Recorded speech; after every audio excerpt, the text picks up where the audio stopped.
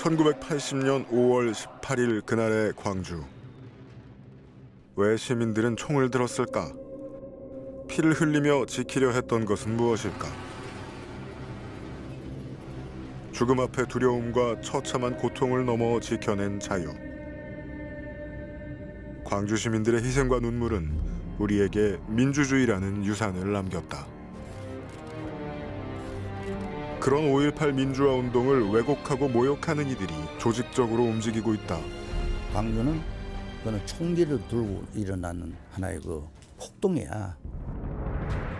역사 왜곡과 혐오, 가짜 뉴스와 선동 앞에서도 죽은 자는 산 자를 구할 수 있을까?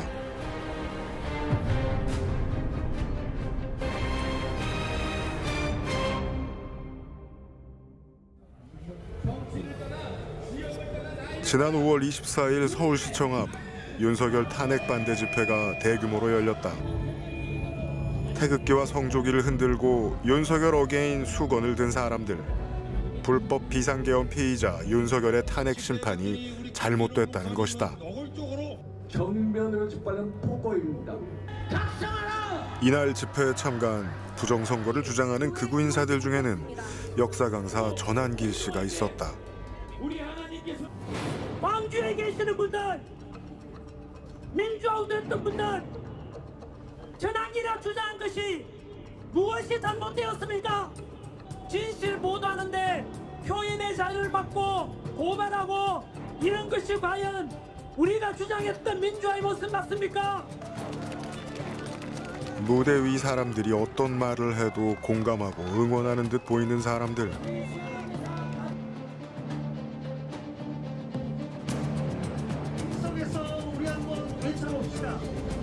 왜곡, 혐오, 잘못된 주장에 대해 의문을 제기하는 사람은 없었다.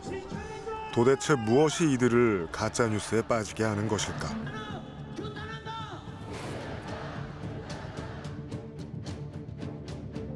같은 시기 광주시청 앞 5.18 민주화 운동을 왜곡하는 현수막이 붙었다.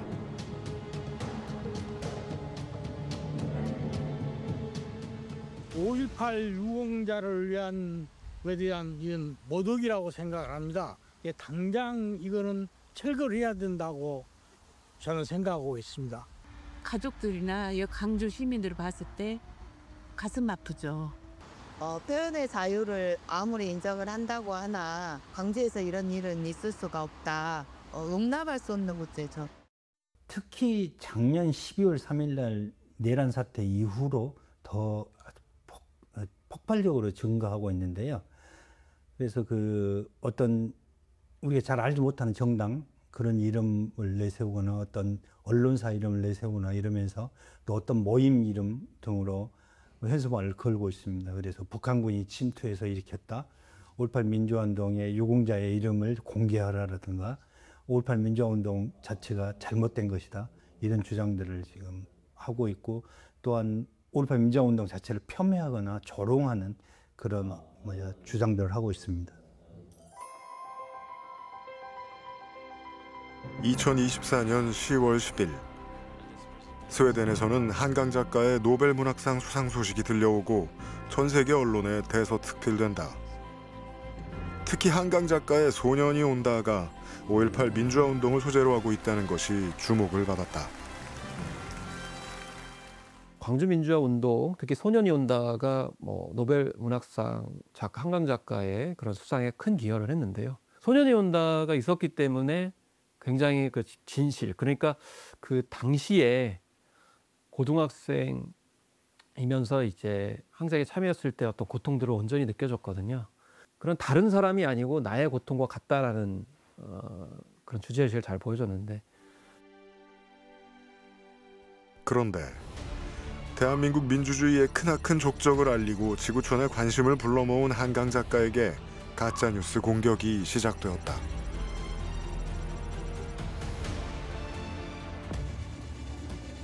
그리고 지난해 12월 3일 밤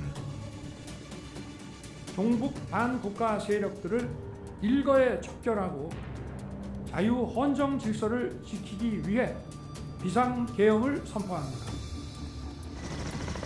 80년 5월 이후 다시 발생한 비상계엄. 대한민국은 충격과 공포에 휩싸였다.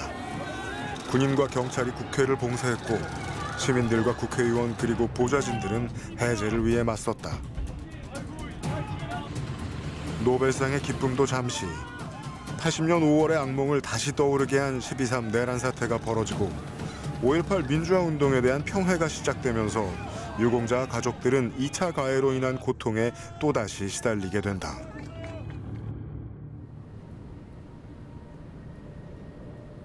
(5.18) 민주유공자와 가족들은 어떻게 지내고 있을까? 그들을 찾아 나섰다. 안녕하세요. 네, 네, 여기 이제 피디님 보고 말씀해 주시면 됩니다. 저한테 이야기해 주시면 되고요. 네, 우선은 그 선생님 소개 한 번만 부탁드릴게요. 문재학의 어머니 김길자입니다. 문재학 열사는 어떤 아들이었을까? 우리 재학이 하는 것, 옛날에 하는 것 보고 요새 대학생들은 우리 재학이 못 따라가요. 생각하는 것이 그렇게 집에서는 착하고 그런 아들이 이제 이렇게 죽고 본게 부모는 말도 못하게 고통스럽지요. 1980년 5월 21일 전남도청에서는 시민군들이 계엄군과 최후의 항전을 준비하고 있었다. 고등학교 1학년 17살의 문재학 열사도 전남도청의 끝까지 남아있었다. 1980년 5월 27일 새벽 계엄군의 무력 진압에 수많은 시민군이 산화했다. 물만 먹어도 안 죽습니다. 누웠다가 일어날게 왜 내가 일하고 있을까? 내가 생각을 했어요. 왜 내가 일하고 있을까? 우리 재학이가 민주주의를 위해서 싸웠지. 폭도가 어디가 있냐? 우리 재학이 폭도 농령을 내가 꼭 벗기고 만다고. 그러고 투쟁한 것이 오늘까지 왔어. 고귀한 희생은 모두의 항쟁이 되었다. 김길자 여사도 아들의 뜻을 이어 민주주의의 투사가 되었다. 광주의 국립 5.18 민주묘지. 이곳에는 민주주의를 수호하다 희생된 분들이 잠들어 있다.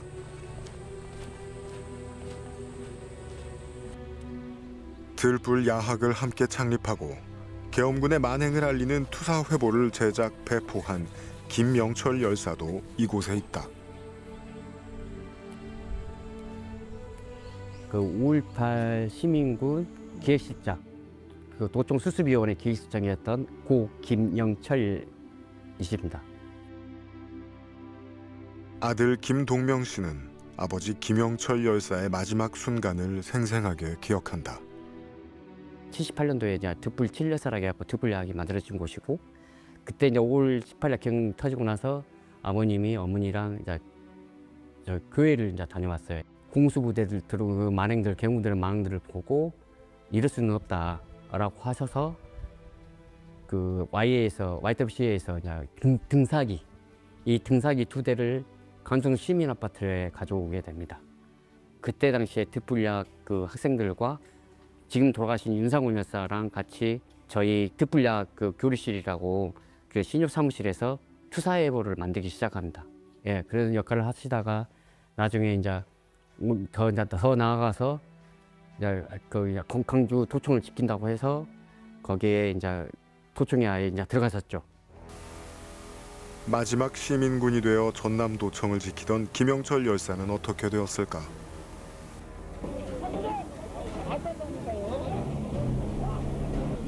계엄군에 의해 시민군은 폭도가 되었고 가족들은 김영철 열사가 경찰에 붙잡혀갔다는 소식을 듣게 된다. 상무리 경찰에 갔더니 불어라. 그 간첩 폭도 자지 돈을 얼마나 받았고 어떻게 했는지 이런 식으로 죄를 없는 죄를 만들어서 아버지를 내란 수괴라고 해가지고 그 제명이 폭도 조직의 수괴라는 그 죄를 감고 곰구타를 너무 많이 당하고 그게 못 이겨서 상무대 영창에서 아버님이 자살 시도를 합니다. 잔혹한 고문의 거짓을 말하기보다 스스로 목숨을 끊기를 선택한 김영철 열사. 목숨을 건졌지만 2년간의 온갖 고문과 수감 생활로 일상생활을 할 수 없게 됐다.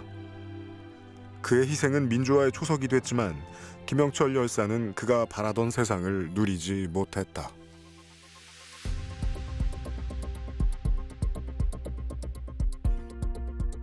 이런 5.18 민주유공자들에 대해 혐오로 얼룩진 가짜뉴스를 유포하는 사람들은 오늘도 활동 중이다.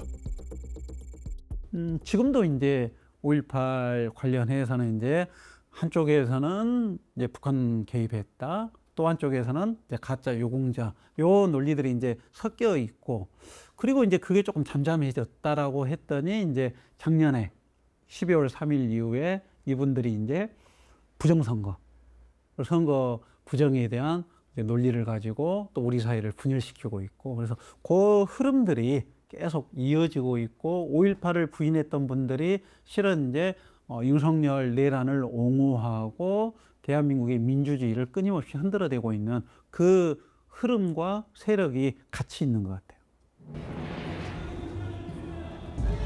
서울시청 앞에서 열린 극우 집회 현장.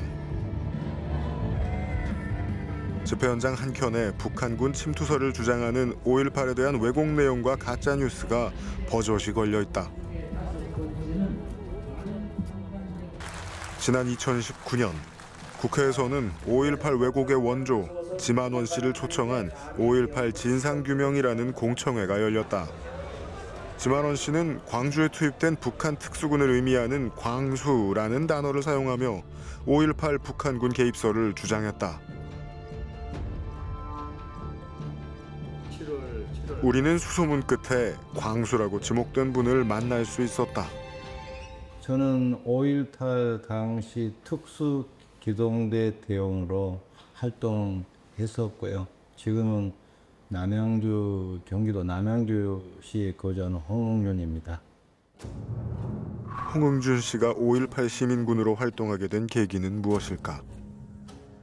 그때 당시 부처님 오신 날 이제 절에 이제 준비하러 우리 친구들하고 서클 회원들하고 같이 이제 다녔는데, 공용 터미널에서 그때 한 1개 소대 정도가 장갑차 이렇게 하나 앞에 세우고 시민들하고 대치하고 있는 과정에서 그 사람들이 무차별적으로 시민들을 폭행을 하고 끝까지 쫓아가가지고 막 하고, 그런 걸 보면서 아, 이건 아니구나. 내가 거기에서 참여하게 된 동기죠. 그 계엄군들이 무차별적으로 폭행하는 그걸 내가 두 눈으로 목격을 했으니까요.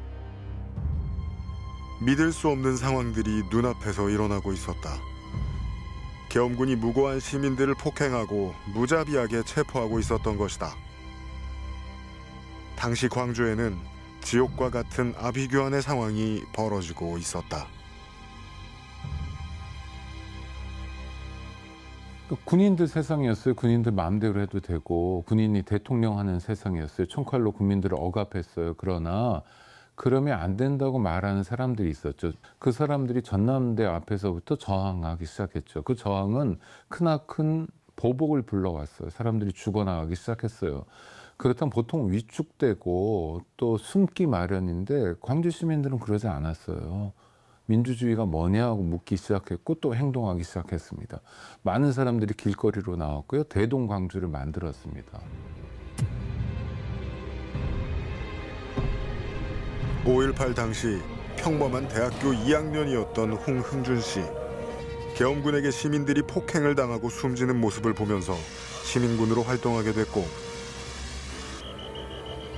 전남도청 최후의 항전 직전 잠시 집에 다녀와야겠다며 나온 것이 그의 목숨을 살렸다.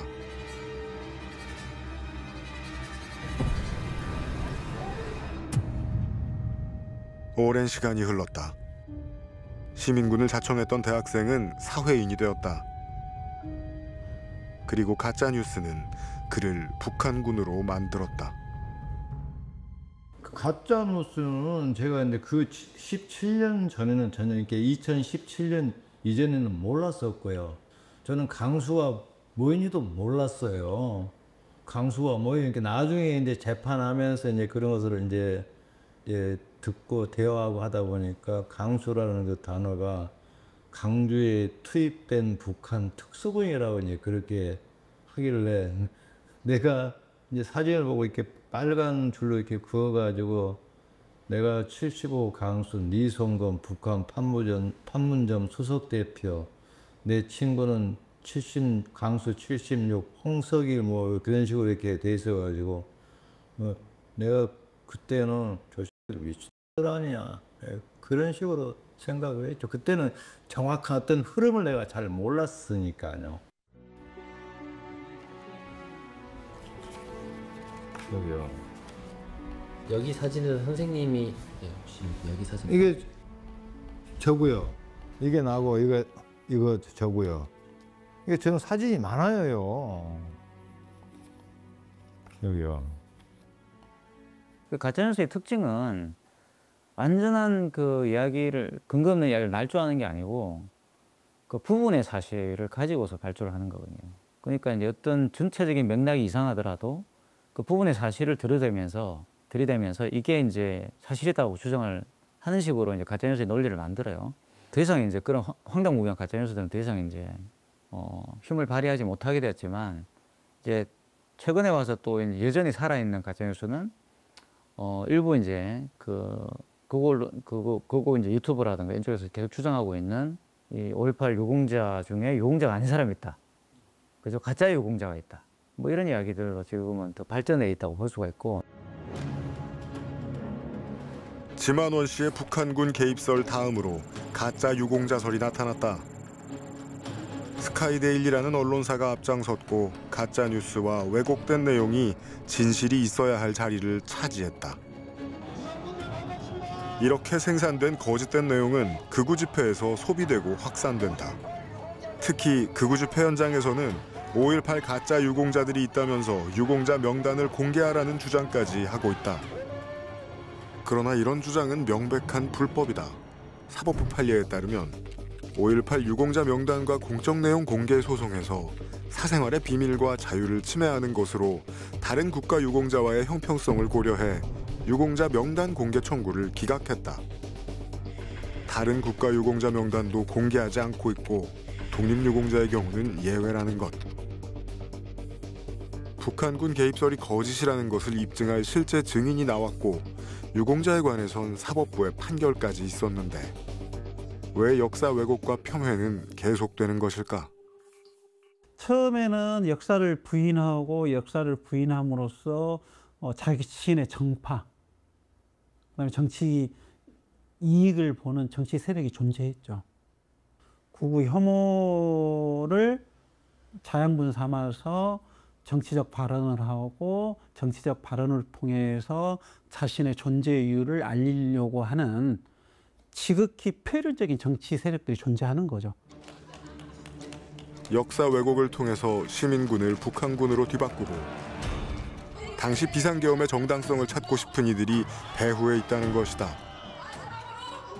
더 나아가 정치적 이득과 경제적 이득은 이들의 동력이 된다고 한다. 이득을 보는 사람들의 부류로 치면 정치적으로 이득을 보는 경우, 그리고 경제적으로 이득을 보는 경우 이렇게가 있습니다. 왜냐하면 일단 그 정치적으로는 뭐 앞서 말씀드렸듯이 이렇게 비하를 하고 조롱을 하다 보면 자연스럽게 뭐 민주당에 대한 비난, 조롱하고도 연결이 되거든요, 프레임이. 그래서 그렇게 정치적으로 활용하는 부류가 있고 이게 또 관심이 곧 수익으로 이어지는 시대다 보니까 이러한 그 자극적인 얘기들, 말초신경을 자극하는 그런 발언들로 오히려 관심을 끌고 그의 조회수랑 연결이 돼서 수익으로 연결이 되고 이게 또 심지어 때로는 정치적 영향력하고도 연결이 되니까 이것도 사실 따로따로 볼 수도 없다고 저는 생각을 하고요. 그 세력을 만들 수 있는 유일한 방법은 사실 돈이거든요. 경제적인 어떤 그런 지원들이 이루어지는 건데 경제 지원들이 지금 이루어지고 있잖아요, 그죠? 저는 그게 가장 큰 변화이고 그러다 보니까 가짜뉴스를 만들어서 그게 사실은 아닌데 중요한 게 아니라 주목을 받으면 그냥 돈이 생기는 거기 때문에 뭐 그렇게 그냥 그런 식으로 이제 사는 구조가 만들어지게 된 거죠. 올해 2월 5.18 민주화 운동의 중심지 금남로에서 대규모 극우 집회가 열렸다. 이들의 상징 태극기와 성조기, 가짜뉴스 홍보 전단을 들고 역사의 현장을 찾은 것이다. 이들 사이에는 극우 유튜버 안모 씨를 비롯 수많은 극우 인사들이 참여했다. 명의 기도지만 천명 만명의 기도는 여러분이 서 있는 이 거리가 바로 금남로입니다. 5.18 당시에 여기에서 총칼 들고 난리친 극우 유튜버들이 몰린 대규모 극우 집회. 핵심은 결국 돈이다. 가짜뉴스를 통해서 사람들의 관심을 모으고 온라인 방송을 통해서 후원금을 모으는 것이다. 실제로 실시간 생방송에서는 계좌번호를 꾸준히 노출했고 현장에서는 후원을 독려하는 안내도 내보냈다. 두 번째 화면에 후원 계좌 입력해 주시면 감사하겠습니다. 사진을 찍어주셨다가 함께 저녁으로 후원해 주시면 저희 나라의 총리에게 귀하게 사용하도록 하겠습니다. 정치적, 경제적 이득을 위해 역사를 왜곡하고 가짜 뉴스를 유포하는 이들도 있지만 재미를 위해 이런 일들을 벌이는 이들도 있다. 특히 젊은 층을 중심으로 한 이들은 온라인에서 쉽게 찾아볼 수 있다. 전부 다 뭐 정치적이거나 돈 때문에 한다고 볼 수도 없는 게 그 어린 학생들 사이에서는 이게 일종의 놀이 문화가 돼서 요즘 말로 이제 밈이라고도 하죠. 그래서 온라인상에서 그냥 이게 뭐가 문제인지도 잘 모르고 그냥 재미 삼아서 유머라는 걸 무기로 해서 사용하는 경우도 꽤 많이 있습니다. 그저 재미를 위해 역사의 진실은 외면하고 혐오와 편회를 극대화한 콘텐츠를 생산하고 공유하고 있는 것이다. 온라인 커뮤니티 같은 경우는 특정 취미나 정치적, 사회적 성향을 가지고 있는 사람들이 모이는 곳이기 때문에 거기는 이제 어떤 자율적인 어떤 커뮤니티 모임이라고 하는 그런 구조 때문에 거기에서 이제 자기가 마음에 안 드는 혹은 자기에게 어떤 그 신념과 같은 그런 내용들을 마음대로 이제 공유하는 그런 측면이 됐고 그것이 이제 유튜버나 SNS 흘러 넘치게 되고 심지어는 그게 정치권이나 언론에도 이제 영향을 미치는 그런 형태가 됐습니다. 얼마 전 충격적인 소식이 들려왔다. 극우 성향단체 리박스쿨이 특정 정치인의 업적을 미화하는 공작을 펼쳐왔고 초등학교 학생들에게 왜곡된 역사 교육으로 영향을 주려 했다는 것이다. 리박스쿨은 이제 이승만, 박정희의 업적을 이렇게 미화시키는 단체입니다. 그래서 역사 교육 단체로 이제 자신들을 소개를 하고 있는데 사실상 이 댓글 공작단과 역사 교육을 동시에 하는 단체였던 거죠. 거의 리박스쿨 대표가 이제 지금 학교에서는 제대로 된 역사 교육을 가르치고 있지 않다. 역사 교과서가 없다. 그렇기 때문에 계기 교육이라는 거를 해야 된다. 계기 교육이라는 건 이제 학교 안에서 가르치는 이제 공식적인 교육이 아니라 이제 학교 밖에서 어떤 계기가 있는 시기마다 어떤 가르치는 교육들을 얘기를 하는데요. 계기 교육의 하나로 이승만의 업적을 이렇게 미화하는 교육들 그리고 그런 얘기들을 하면서 5.18 민주화 운동에 대해서는 폭동이다. 지난 7월 10일 국회 교육위에서 리박스쿨 관련 청문회가 열렸다. 결론은 이겁니다. 리빌딩. 대한민국을 새롭게 개조하겠다는 겁니다. 5.18 유공자는 투명화시킨다. 그러면 여당 야당 할 것 없이 모든 정치인들이 다음에 개헌이 된다면 5.18 정신을 헌법에 수록해야 된다고 하고 있습니다. 여기에 동의하십니까? 저는 그것을 수록해야 된다 말아야 된다. 동의하지 않습니까? 예, 그런 위치에 있지 않습니다. 청문회에서는 전두환 씨의 명예 회복을 목적으로 한 운동을 한다는 자료도 나왔다. 저희가 하고 있는 역사 교육, 이승만을 바로 알리고 박정희를 바로 알리고 최근에는 이제 전두환 명예 회복까지 이렇게 알리는 운동을 하고 있습니다. 본인이 전두환 바로 만들겠다고 하는데 어떤 것 때문에 어떻게 전두환을 바로 하겠다는 겁니까? 대통령마다 공과가 있을 수 있습니다. 대통령마다 공과가 있는데 그런데 수많은 무고한 국민들을 학살하는 게 애국이냐고요? 그것이 전두환의 공입니까? 수많은 국민을 학살했는지 그 부분에 대해서는 제가 그렇게 판단하기가 어렵습니다. 공감 능력이 상당히 떨어지시는 것 같아요. 제가 광주에서 5.18 민주화운동 희생자 유족들과 간담회 자리 마련할 테니까 그 자리에 한번 가보실래요? 그래서 이 말씀 한번 해보시겠습니까? 자신 있어요? 제가 그런 영향력 있는 사람입니까 과연? 저는 그렇게 생각하지 않습니다.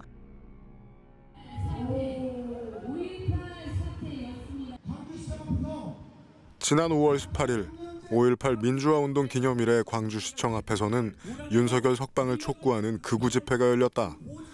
5월 18일 광주에서 이들은 5.18 민주화운동과 유공자분들에 대한 폄훼를 하고 있었다.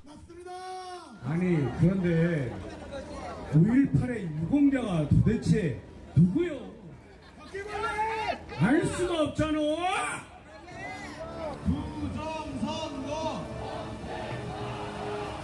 마치 진실을 알리려는 듯 가짜뉴스가 적힌 플랜카드를 들고 거리 행진을 하는 극우 집회 참가자들.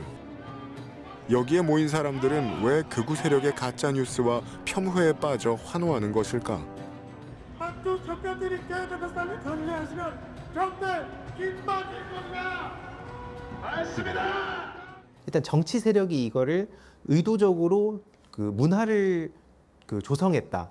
한마디로 온라인 공론장을 쓰레기통으로 만들기 위해서 작정하고 이런 짓을 저지른 거고, 특히 만만한 대상들을 겨냥해가지고 그 온라인상에서 자연스럽게 너도 나도 혐오하고 조롱하고 비하하게 만드는 것 또한 그들의 전략 중에 하나였다고 알고 있습니다. 저는 그래서 이거를 발본색원해야 된다고 생각을 하는데, 이러한 일을 지금 제가 다 파악은 못했을 거라고 생각은 하지만 댓글 공작을 벌이는 방법들 이런 게 신식화돼 가고 있다고 생각을 하거든요. 가짜뉴스를 유포하고 역사를 왜곡하기 위해 벌이는 조직적 공작. 이들에 대응하고 있는 5.18 기념재단은 AI 기술을 도입해 모니터링을 실시하고 제보도 받고 있지만 어려움이 많다고 한다. 온라인 서비스를 제공하고 있는 업체들, 그리고 해외 서버를 두고 있는 구글, 유튜브에서도 한국에서 역사 이슈 관련된 이슈가 발생됐을 때 그걸 필터링하고 삭제하거나 그런 조정할 수 있는 가이드라인 마련돼야 되고 추진돼야 된다고 생각합니다.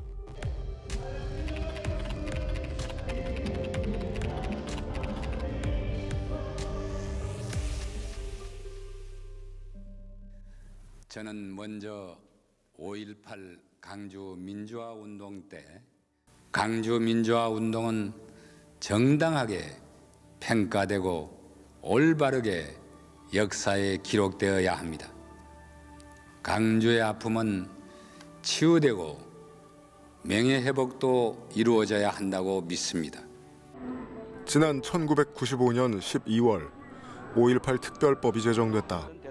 이 법을 통해 12.12와 5.18에 대한 책임 규명은 물론 부정 축제까지 밝혀내면서 전두환, 노태우 전 대통령을 끝내 구속시켰다. 이런 5.18 특별법이 있음에도 오늘날 벌어지는 왜곡과 폄훼를 막기에는 한계가 있어 보인다. 1000만 원입니다. 나를 히틀러 나치하고 비교를 하고 왜 빵빵거려? 너가 죄졌어? 일단 이제 그 처벌법이 잘 작동을 안 하는 이유는요. 그게 여러 가지가 있을 수 있지만 이제 수사기관의 의지가 부족하다 이렇게도 볼 수 있지만 사실은 의지를 갖고 또 다 처벌하려고 하는 것도 사실 문제거든요.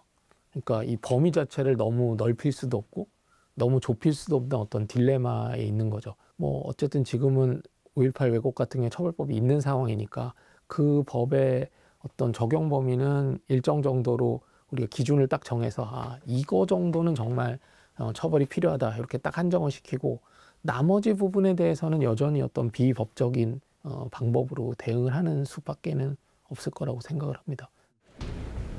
5.18 특별법이 제정되었지만 왜 효과적인 역할을 하지 못하고 있는 것일까?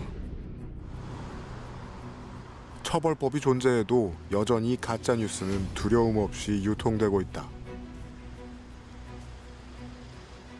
법적 제재, 성폭행이 처벌이다. 그러면 발언의 수위가 높아질수록 더 많은 경제적 이익, 그다음에 심지어는 이제 정치적 이득조차도 얻어가는 특정 정치 세력들은 5.18을 부인한다든가 역사적인 일들에 대해서 부정하는 이 발언이 셀수록 또 정치적인 입지가 공고해지는 일정한 이제 정치 세력이 존재하기 때문에 이게 전혀 효과가 없는. 그게 아무리 효과가 없다라는 것이 정광훈 씨 케이스로 지금 나타나고 있는 거 아니에요? 정광훈 씨가 오히려 감옥에 가는 바람에 더 강해져서 돌아왔잖아요. 이제 그런 거 똑같습니다. 그러니까 뭐 벌금형 받고 이러면은 일단은 위축은 되겠지만 그게 나중에 또 상황이 바뀌면 말 그대로 이제 자기의 경력이 됩니다.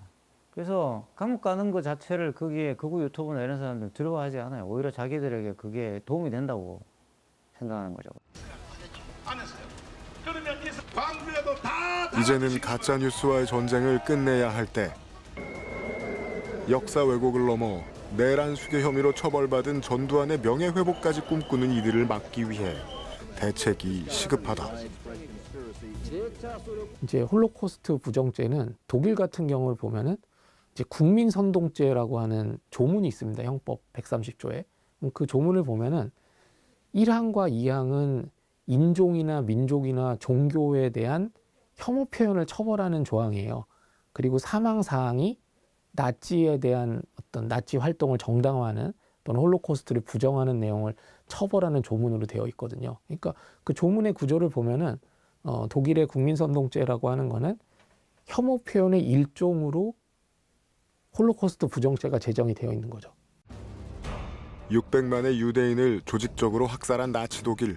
그 암흑의 역사를 부인하거나 부정하면 징역, 구금이나 벌금으로 다스리는 것이 홀로코스트 부인 처벌법. 역사 부정에 대해 광범위하게 처벌하는 법이다. 홀로코스트 부정이라는 게 결국에는 인종적 혐오의 한 형태로서 얘기되고 있는 거구나. 그렇게 본다면 이제 저는 5.18 그 역사 왜곡하고도 굉장히 연결 주제가 많다라고 생각이 드는 게 진짜 이 5.18 역사 왜곡하는 사람들이 정말 역사적 진실에 관심이 있을까? 저는 그렇지 않다고 보거든요. 그냥 호남 혐오에 관심이 있는 거고 그다음에 5.18 유공자들을 그냥 괴롭히고 싶은 거예요. 5.18 특별법이 제정되었음에도 가짜뉴스와 혐오 발언이 버젓이 시중을 떠도는 요즘. 차별과 혐오 표현을 방지하는 홀로코스트 부인죄가 하나의 대안이 될 수 있지 않을까.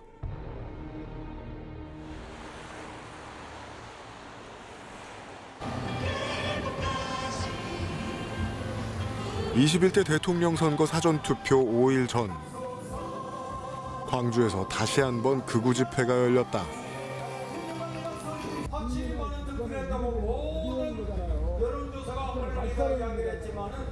집회가 한창인 상황.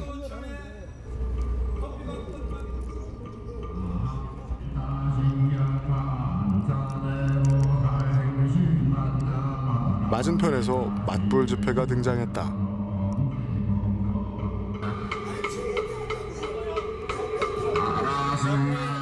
맞불 집회 참가자들에 대한 공격적인 반응. 극우 집회 참가자들은 지역 혐오 표현을 서슴지 않았다. 아니 잘라내고 빨리 잘라.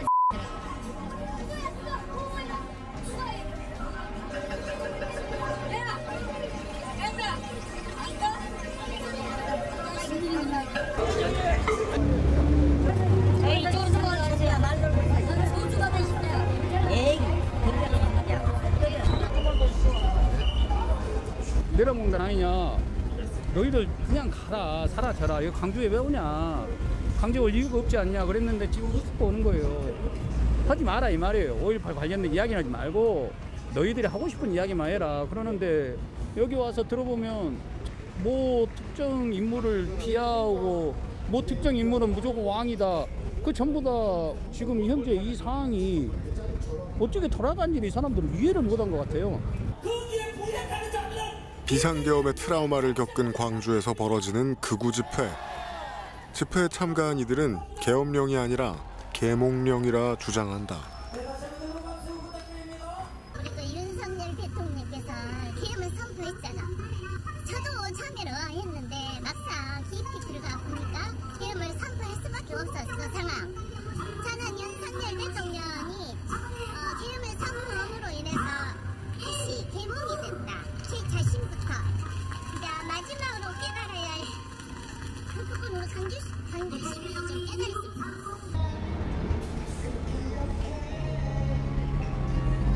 집회 곳곳에서 보이는 지역 혐오를 조장하는 가짜 뉴스들. 집회 참가자 역시 가짜 뉴스에 노출되어 있다.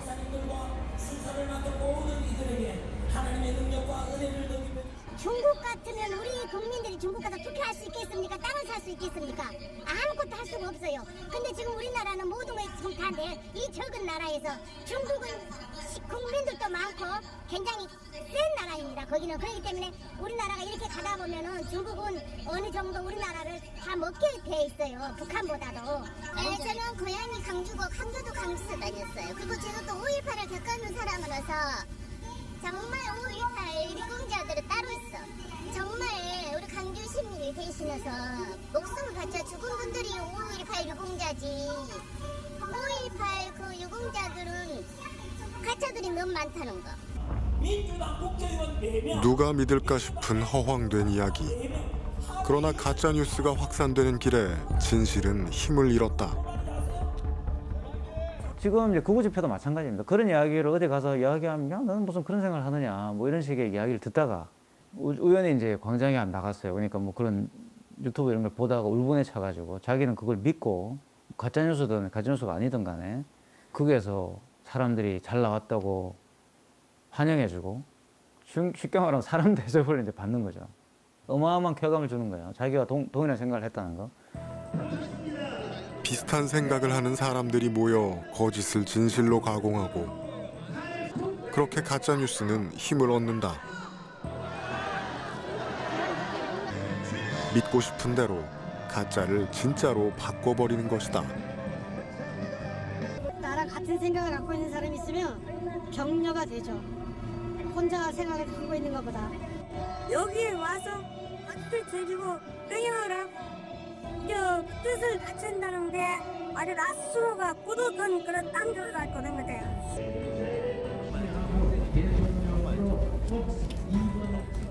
하지만 지금 이 순간에도 5.18 유공자들은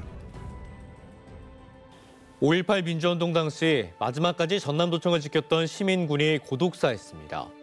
김 씨는 동일실업고 1학년 재학 중 5.18 기동타격대에 자원한 뒤 1980년 5월 27일 새벽 전남도청에 점령되면서 계엄군 총탄에 손이 관통되는 부상을 입었고 기초생활수급자로 생활하는 것으로 알려졌습니다.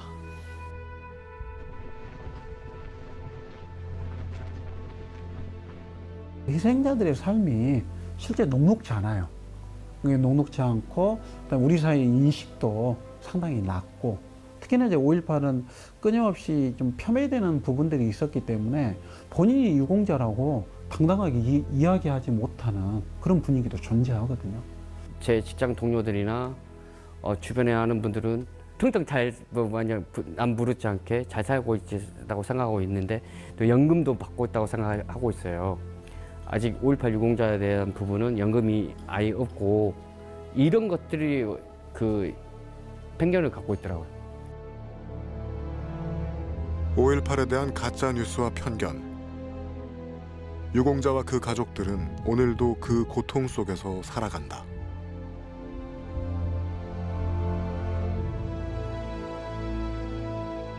내란 속에 전두환은 세상을 떠났다. 하지만 가짜 뉴스는 계속 생산되고 있고 전두환 씨의 잔재는 여전히 청산되지 않고 있다.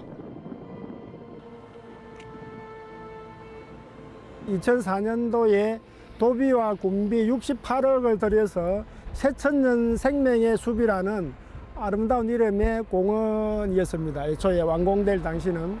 그런데 2007년도에 그때 당시 심의조 군수가 합천에서 대통령이 났다 이래가지고 고향에 대해서 뭐 자긍심 뭐 이런 업적 기린다 이런 뭐 약간 좀 터무니없죠. 그런 이제 취지로 일회공원이라고 명칭을 바꿨습니다. 일회공원 말고도 합천에는 83년부터 관리 중인 전두환의 생가,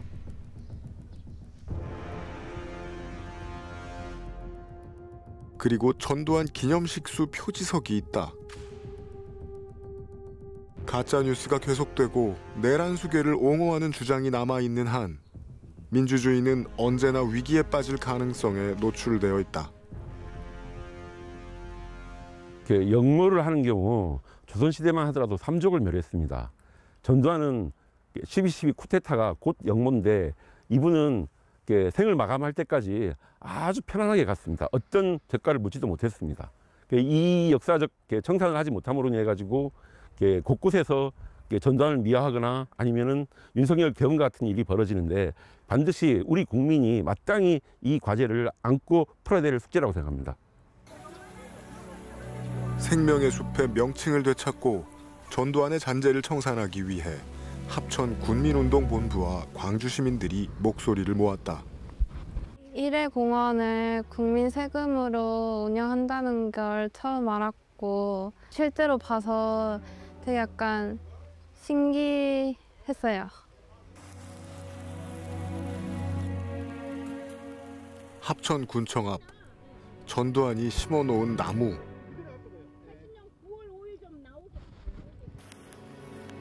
그리고 전두환의 생가까지.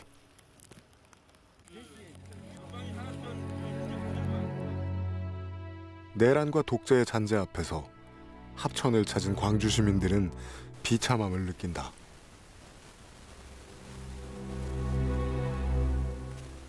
혹시라도 이곳에 들리는 사람들이 있다면 저 안내판을 바라보면 전두환에 대해서 많은 역사적 진실들이 가려지고 그것을 마치 사실인 것처럼 거짓을 사실인 것처럼 인식할 수 있는 여러 가지 소지들이 많기 때문에 하루빨리 사실을 없애야죠. 이 자체가 어떻게 내란 세력의 주범을 찬양하고 미화하면서 왜곡하는 이 장소를 보존하고 있다는 것 자체가 저는 말이 안 된다고 생각합니다. 80년 5월의 광주. 민주주의를 지키기 위해 수많은 광주 시민들이 들불처럼 일어났다. 우리의 힘을 모아서 마지막 거지를 점령할 때까지 우리는 살아봅시다. 그리고 2025년 5.18 정신을 지키며 내란의 잔재를 청산하기 위해 수많은 시민들이 행동하고 있다.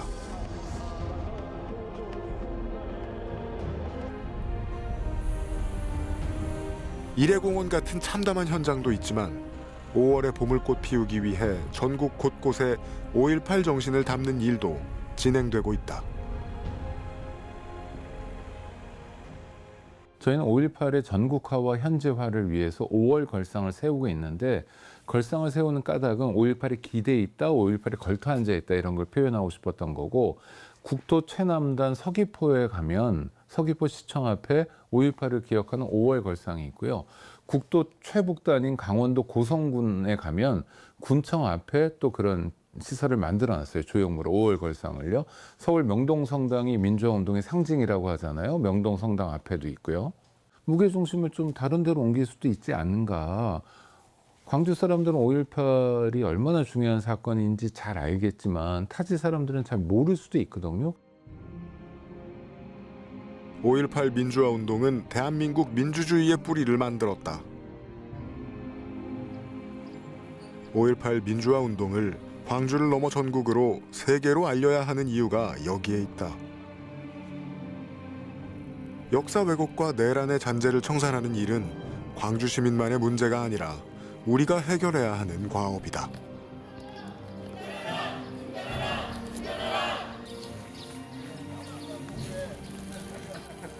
광주 사람들이 합천 동지들에게 외롭지 않게 광주가 함께 하겠습니다. 힘내주셔서 감사합니다. 감사합니다.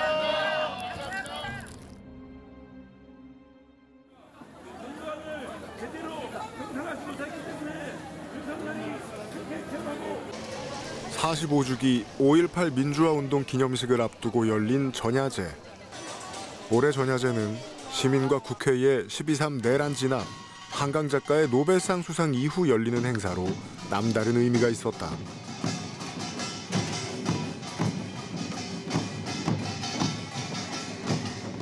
너무 많이 놀랬어요. 너무 많이 놀랬고 진짜 그런 일이 지금 시대에 일어난다는 거를 상상조차 못했었는데 일단은 너무 당황스럽고 좀 많이 불안하고 무서웠었어요. 그 시험 범위도 딱 그 70년대쯤이어가지고 그 당시 시민들이 겪었던 내용이 지금 일어난다고 생각하니까 많이 무서웠었어요.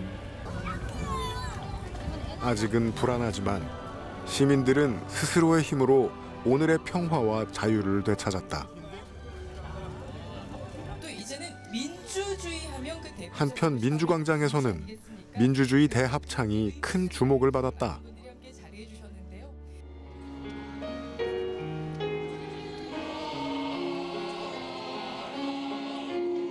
5.18이 상징하는 것이 민주화 운동인 거잖아요. 그래서 우리가 끝까지 목소리를 내야 우리나라가 그다음에 전 세계가 민주주의를 세우는데 좀 도움이 되겠다 싶어서 여기 그 전야제에 나오는 것은 항상 우리가 해야 되는, 광주 사람으로서 해야 되는 일이라고 생각을 하고 나왔습니다. 5.18 민주화 운동을 기념하는 행사. 전국에서 희망을 노래하는 합창단이 모두 모였다. 각자 다른 계기로 활동을 하지만 끝나지 않은 고통을 치유하고 위로한다는 공통점을 지닌 합창단. 전국의 뜻깊은 합창단들이 광주에 모인 것에는 커다란 의미가 있다. 저는 4.16 합창단을 하고 있는 단원고 서울호 유가족 단원고 2학년 5반 이창현 엄마 최순아입니다. 저희 몇 년 전부터는 5.18 때 계속 왔어요. 네, 여기 광주 쪽에서 5.18에서 먼저 소문을 내밀어 주셔서 광주 시민 상주도 있고 광주 쪽에서 4.16 활동하시는 분들이 엄청 많거든요. 투쟁할 수 있는 그런 용기도 많이 주셔서 함께하는 것은 너무나 당연하게 생각하고 있고, 이곳에 오면, 그러니까 5월 달에 광주에 오면 굉장히 에너지를 많이 받고 가는 거예요. 민주주의 대합창의 마지막 무대 임을 위한 행진곡과 광주 출전가를 전해드리며 함께해 주신 여러분 고맙습니다.